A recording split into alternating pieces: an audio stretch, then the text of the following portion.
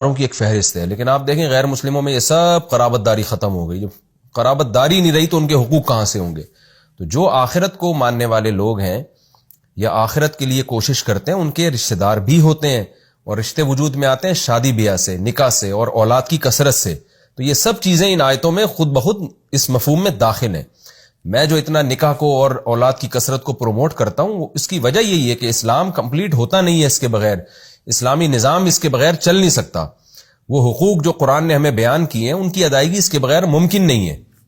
اسلام ایک خاندان کو دیکھنا چاہتا ہے اور اس خاندان کو کہ پھر حقوق متعین کر کے ان حقوق کی ادائیگی کرواتا ہے آپ سے. وَآتِي ذَا الْقُرْبَى، اور قرابت داروں کو بھی دے، حقہ، ان کا حق.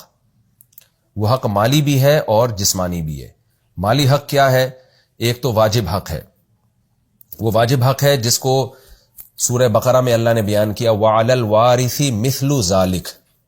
وَعَلَى الْوَارِثِ مِثْلُ ذَلِكَ، یہ خوب اچھی طرح سمجھیں کہ نان نفقہ جو ہے نا، نان نفقہ عورت کا ٹوٹلی شوہر پر ہے. جب تک اس کی شادی نہیں ہوتی تو اس کے باپ پر ہے. اور اولاد کا ٹوٹلی نان نفقہ جب تک لڑکا بالغ نہیں ہوتا باپ پر ہے، چاہے بیٹی ہو یا بیٹا. اور بیٹی بالغ ہونے کے بعد بھی جب تک اس کی شادی نہیں ہوتی اس کا نان نفقہ ٹوٹلی اس کے باپ پر ہے.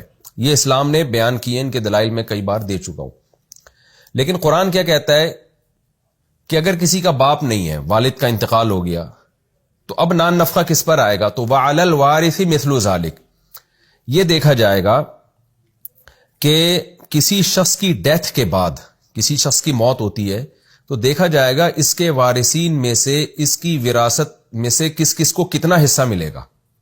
جو جتنا حصہ اس کے وارثین کو ملے گا، ان وارثین پر اس کے نان نفقے کا اتنے % واجب ہو جائے گا. مثال کے طور پر زید ایک شخص ہے، اس کی موت ہوئی، اور زید کی موت کے بعد، یعنی زید ایک شخص ہے، اس کی آگے اولاد ہے نا، زید کا انتقال ہو گیا. بلکہ اس کو ہم اور آسان کر دیتے ہیں کہ زید ایک شخص ہے، اس کی ڈیتھ ہوئی تو اس کے باپ نہیں ہے اور ماں بھی نہیں ہے، یا باپ ہے یا باپ نہیں ہے لیکن ماں ہے.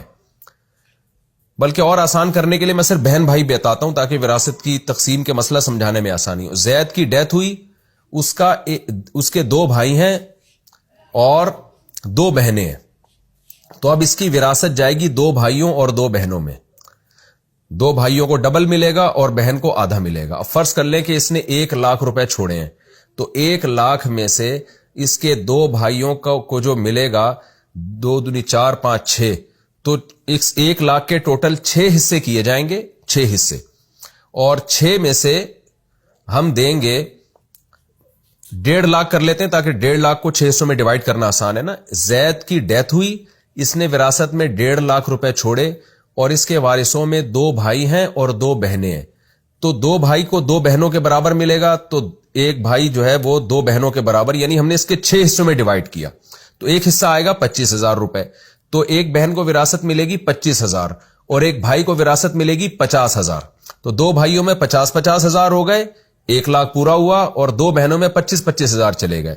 تو یہ ان کی ٹوٹل وراثت تقسیم ہوگی.